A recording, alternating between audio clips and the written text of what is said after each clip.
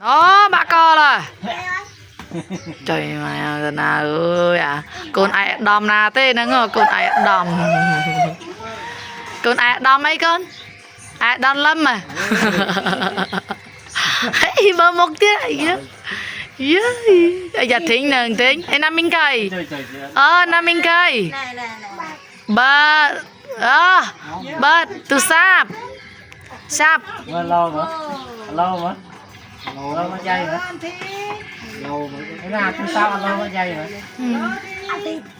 Trôi mai. Vạ. Ai à. Mai phật đây. Cái chân nam khơi nhâm phật cả là bao cái gì vậy? Dạ. Nè. Lâu mà dây vậy? Lâu mà dây. Ôi trời mày cầm báo. Trời mà một mót con à cháu nó nó một đát con à. Lâu mà dây mà. Lâu mà dây. Vô.